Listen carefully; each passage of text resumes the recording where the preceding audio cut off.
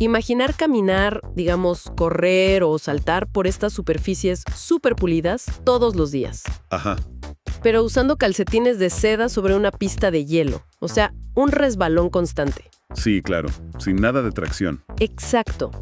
Un resbalón donde cada movimiento requiere un esfuerzo antinatural solo para no caer al piso. Pues resulta que esa es exactamente la realidad física que experimenta un gato de interiores si pasamos por alto un detalle minúsculo en sus patas. Y es un detalle que mucha gente ignora por completo. Totalmente. Y bueno, vamos a llegar a ese detalle más adelante, pero esta mañana, mientras yo preparaba los materiales para este análisis a fondo, me pasó algo súper curioso. A ver qué te pasó. Pues estaba usando la interfaz de inteligencia artificial de Google, Gemini, y de la nada el sistema se congeló. Y me arrojó este mensaje que decía, cito textual, verifica tu conexión a internet e inténtalo de nuevo. El enlace no existe. Ah, el clásico error de conexión fallida. Sí. O sea, al principio parece solo un error común de computadora, ¿no? Pero me quedé pensando, y es una analogía asombrosa para lo que vamos a explorar hoy. Es un paralelo excelente, la verdad. Porque en cualquier sistema complejo, ya sea, digamos, una red neuronal artificial o la misma biología de un animal, el éxito depende enteramente de tener las conexiones correctas. Claro. Si te falta la información precisa o el enlace fundamental, el sistema entero empieza a fallar. Exacto. Así como la tecnología colapsa sin el manual o la conexión correcta, la salud de un felino en casa puede deteriorarse silenciosamente si nosotros los humanos no tenemos el manual de instrucciones adecuado. Sí, y las consecuencias pueden ser graves. Tal cual. Por eso la misión de esta inmersión profunda de hoy es entregar ese manual. Vamos a demoler este mito grandísimo de que el cuidado del pelaje de los gatos, el famoso grooming, es una cuestión de simple vanidad. Como si fuera solo un capricho estético para las fotos, ¿verdad? Exacto, solo para que se vean bonitos. Y no, hoy vamos a entender los mecanismos biológicos que hacen del grooming un pilar absoluto de la medicina preventiva. Y para desglosar todo esto, nos apoyamos en una investigación técnica muy profunda que se titula Mantenimiento del manto felino. Un texto fascinante, por cierto. Súper fascinante. Y lo revolucionario de esta información es que cambia el paradigma por completo. O sea, deja de tratar el cepillado o la limpieza como simples quehaceres cosméticos. Ajá. Y los eleva a nivel de procedimientos médicos de primera línea, explicando, pues, la anatomía y la química detrás de cada acción. Y para entender por qué la técnica importa a un nivel tan vital, hay que partir de una verdad fundamental: la genética ha alterado las reglas del juego. Totalmente. O sea, el tipo de pelaje dicta directamente el nivel de intervención humana que se necesita. Hay un contraste brillante en las fuentes entre dos modelos felinos.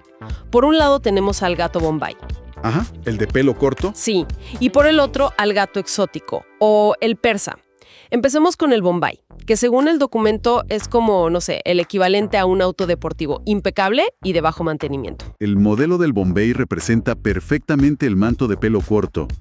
Y biológicamente las características aquí son súper eficientes. Tienen una textura satinada y el pelo sumamente pegado al cuerpo. Sí. A nivel de mantenimiento, digamos que es de baja complejidad, porque la anatomía de este gato todavía se asemeja muchísimo a lo que la evolución diseñó originalmente. Claro, son súper independientes. Exacto, es un animal que está equipado naturalmente para el autoseo. Claro, con este tipo de manto, la intervención humana es mínima, ¿no?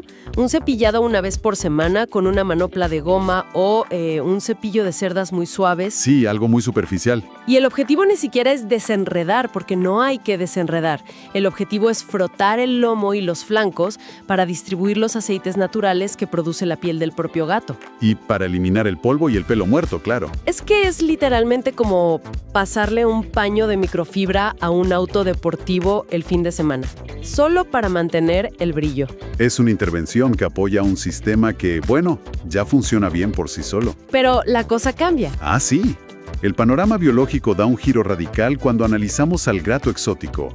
Aquí ya entramos en la categoría de manto semilargo y los enfrentamos al gran desafío del subpelo denso. Oh, el subpelo. Sí, la arquitectura de este pelaje es completamente distinta. Tienen una capa interna de pelo algodonoso y sumamente poblado. Que se enreda facilísimo, me imagino. Con una facilidad alarmante. especialmente en zonas de alta fricción, digamos como las axilas y la ingle. Y aquí es donde yo tengo que hacer una pausa y cuestionar un poco todo esto. Porque al leer sobre el exótico, la información indica que requiere un cepillado profesional de forma diaria. Sí, diario. Y algo llamado cardinas. Las famosas cardinas. O sea, primero, ni siquiera estoy segura de qué es exactamente una cardina. Y segundo, cepillado diario obligatorio. Suena a una exageración enorme. Siempre creí que los gatos eran como estas máquinas de autolimpieza definitivas de la naturaleza. Es un mito muy común. ¿Por qué no pueden simplemente usar su lengua áspera como lo han hecho durante milenios? A ver, es una duda súper lógica, pero ignora lo que nosotros mismos hemos hecho con la genética de estos animales. Claro, la crianza selectiva. Exacto. La lengua de un gato está cubierta de pequeñas espinas que se llaman papilas. Son excelentes para peinar el pelo corto y natural, pero la densidad del subpelo del gato exótico supera por mucho lo que la naturaleza previó. O sea, la lengua ya no alcanza. Tal cual. Esas papilas simplemente no tienen ni la longitud ni la fuerza para penetrar capas tan densas de pelo. Y para responder a tu otra pregunta, la cardina es ese cepillo de base plana que tiene cientos de cerdas metálicas muy finitas. Ah, ¿los que tienen las cerdas como curvadas? Exactamente, ligeramente curvadas. Su función no es peinar la superficie, sino penetrar hasta la raíz para arrastrar el pelo muerto que se queda atrapado muy abajo. Entiendo. Pero ¿qué pasa si uno simplemente no lo hace a diario? Supongo que se forman nudos, lo cual es feo a la vista, pero ¿de ahí a llamarlo una necesidad médica? Es que un nudo en un subpelo tan denso no es solo un problema estético. Cuando el pelo muerto no se retira, se enreda con el pelo nuevo y crea lo que se conoce en peluquería como una estera. Una estera, suena rígido. Lo es. A nivel mecánico, esta estera de pelo apelmazado comienza a encogerse y empieza a tirar de la piel del animal constantemente. ¡Ay, qué dolor! Imaginar llevar una camiseta de una talla mucho menor, pero que está cosida directamente a la piel. Con cada paso, esa estera tira de la piel tan sensible de las axilas o de la ingle. Uf, me duele de solo pensarlo. Y eso causa microdesgarros en la epidermis. Además, esa capa tan densa atrapa humedad y calor contra la piel, bloqueando el oxígeno. Lo cual me imagino que es el paraíso para las bacterias. El ambiente perfecto para infecciones bacterianas o fúngicas severas. El animal sufre dolor crónico en silencio. Por eso el peine metálico diario es vital. Rompe el problema antes de que empiece. Exacto. Rompe ese ciclo mecánico antes de que comience el daño a los tejidos. Wow, visto de esa forma, la cardina y el peine no son cepillos. Son escudos contra el daño tisular. Tiene todo el sentido del mundo. Ahora, una vez que hemos protegido este inmenso lienzo que es el cuerpo, la lógica nos lleva a las áreas más vulnerables. La cabeza. Sí, la anatomía donde el felino recibe información del mundo. Hablemos de esa estética funcional en las zonas críticas, los ojos y las orejas. Bueno, si el cuerpo requiere disciplina mecánica, el rostro requiere técnica de precisión y un conocimiento muy profundo de la anatomía. Empezando por la higiene ocular. Que se hace con suero fisiológico, ¿no? Sí, suero o soluciones oftálmicas específicas. Pero el secreto no está en el líquido, está en el vector de movimiento. O sea, se debe limpiar estrictamente de adentro hacia afuera, desde la zona del lagrimal hacia el exterior del ojo. Claro. Me imagino que el mecanismo detrás de esto es evitar empujar bacterias o suciedad directamente hacia la córnea, ¿cierto? Exactamente. Es un control básico de infecciones. Pero esto cobra una urgencia crítica cuando hablamos de las razas braquicéfalas. ¿Los de carita chata? Esos mismos. Un animal braquicéfalo es aquel que, por la crianza selectiva, tiene el cráneo acortado, como el gato persa o el exótico. Esta alteración comprime sus conductos lagrimales de manera severa. Ah, claro, todo el cráneo está modificado. Sí, entonces a menudo las lágrimas no pueden drenar internamente hacia la cavidad nasal como lo harían en un gato normal, por lo que se desbordan constantemente sobre la cara. O sea, un lagrimeo crónico. Y si esa humedad se estanca en los pliegues de la carita, volvemos al mismo problema de las esteras. Falta de oxígeno, exceso de humedad y un festival de bacterias. Un festival que termina en una dermatitis bastante severa. Qué fuerte. Así es. Y la anatomía sigue dictando las reglas cuando pasamos de los ojos a las orejas. El protocolo auditivo exige revisar el cerumen, aplicar un limpiador enzimático, masajear la base y limpiar con gasa. Sí. Pero la regla de oro, subrayada y en mayúsculas, es la prohibición absoluta de usar bastoncillos o hisopos de algodón. Lo cual choca frontalmente con nuestros hábitos humanos. Para muchísimas personas, limpiar una oreja es sinónimo de usar un hisopo. Y es un error terrible en felinos. Totalmente. Yo pensaba que intentar usar un bastoncillo en el oído de un gato debe ser como, intentar limpiar un embudo muy delicado empujando un corcho a la fuerza hacia el fondo. Sí, tal cual. En lugar de extraer la suciedad, la estás compactando contra la parte más estrecha. La analogía del embudo y el corcho ilustra muy bien el error mecánico, pero la anatomía real es todavía más restrictiva. ¿Por qué? Porque el canal auditivo de un felino no es un tubo recto. Tiene forma de L, desciende de forma vertical y luego hace un giro brusco, un ángulo casi recto hacia el tímpano. Ah, o sea que no hay salida directa. Exacto. Si introduces un bastoncillo, inevitablemente empujas el exceso de cera o los ácaros más allá del codo de esa L. Una vez ahí, el canal no tiene forma natural de expulsarlo y el riesgo de perforar el tímpano es altísimo.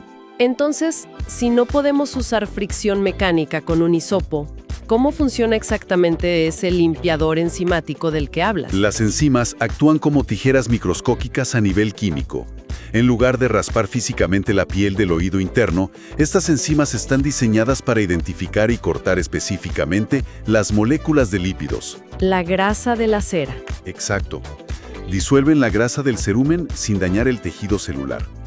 Luego, al masajear suavemente la base externa de la oreja, creas un efecto de bombeo hidráulico. ¡Ah, qué interesante! Ese bombeo empuja el líquido ya disuelto hacia arriba, superando la curva de la L. Y ahí ya puede ser retirado de forma segura con una simple gasa en la superficie. Es brillante. Sustituir la fuerza bruta por química de precisión y biomecánica. Es lo que transforma una limpieza casera arriesgada en una técnica verdaderamente pulcra y, lo más importante, sin dolor. Y que salva vidas, la verdad. Definitivamente. Y hablando de biomecánica, tenemos que movernos de la cabeza a la verdadera base de la movilidad del animal, las patas. Aquí el cuidado estético se cruza de frente con la seguridad ortopédica y física. Entramos al terreno de la pedicura felina. Sí, que entiendo es un procedimiento que genera muchísima ansiedad y requiere muchísima precisión. Sí, el mecanismo de la uña felina es fascinante. Al ser retráctil, requiere que la persona presione suavemente la almohadilla plantar para exteriorizarla. Y aquí radica el punto crítico: identificar la zona rosa. La infame zona rosa. Se trata del núcleo vivo de la uña, ¿no? El que contiene toda la irrigación sanguínea y las terminaciones nerviosas. Esa misma. Entiendo que la indicación es cortar estrictamente la punta blanca, la que está muerta, usando alicates tipo guillotina o tijeras de punta roma muy afiladas. Sí, herramientas muy específicas. Es como recortar la mecha de una vela muy gruesa donde el centro todavía está ardiendo. O sea, tienes que cortar la cera blanca y fría en la parte superior sin acercarte bajo ninguna circunstancia al núcleo ardiente. Me parece una visualización perfecta, porque cortar ese núcleo, la zona rosa, genera un dolor muy agudo y un sangrado profuso. Y el gato no vuelve a confiar en ti nunca más. Destruye instantáneamente la confianza del animal en el proceso, claro. Pero el detalle técnico que marca la diferencia real entre un corte amateur y uno profesional es el ángulo. Se debe cortar a un ángulo exacto de 45 grados. ¿Y por qué 45 grados específicamente? O sea, ¿por qué no simplemente un corte recto, transversal y ya está? Porque un corte recto aplasta la estructura cilíndrica de la uña antes de cortarla. Esto puede provocar que la queratina se astilla hacia adentro, hacia lo que llamamos el lecho ungueal, que es el tejido suave justo debajo de la base de la uña. ¡Auch! Eso suena doloroso. Lo es, y además, biomecánicamente, un ángulo de 45 grados imita el desgaste natural que el gato lograría al afilar sus garras contra la corteza de un árbol.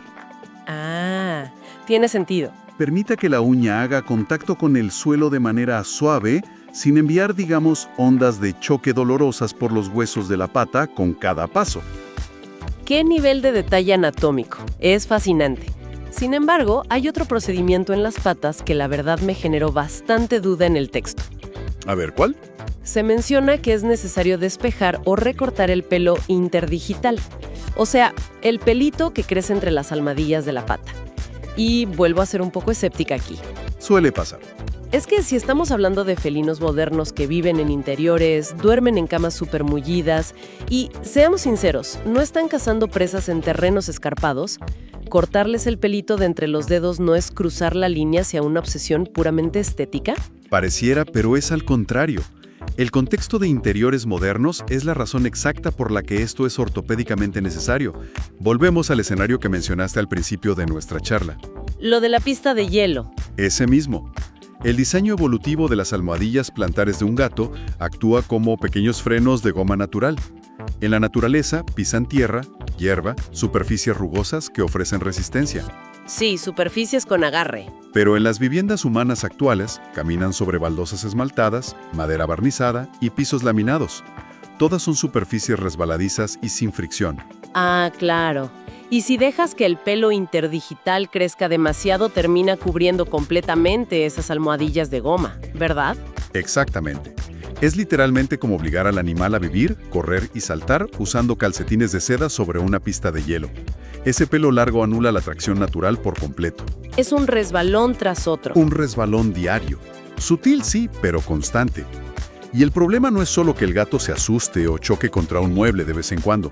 El verdadero daño es biomecánico. Claro, el esfuerzo para no caerse. Exacto. Cuando un felino resbala al aterrizar o pierde tracción al intentar correr, sus músculos y articulaciones tienen que compensar ese fallo de manera antinatural. Y eso a la larga debe cobrar factura. A lo largo de los años, estos microdeslizamientos generan una tensión severa en las articulaciones de la cadera y las rodillas.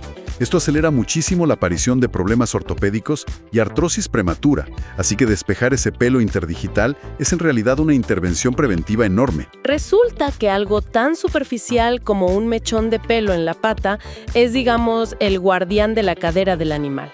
La interconexión de todo esto es asombrosa. Y creo que esto nos prepara súper bien para ver el cuadro completo, el impacto sistémico y oculto de todo lo que hemos analizado hoy. Sí, la imagen completa es reveladora. Porque usar enzimas, respetar la anatomía de los braquicéfalos, cepillar el subpelo y cortar uñas a 45 grados no son acciones aisladas. Todas estas microdecisiones culminan en resultados masivos para la salud a largo plazo.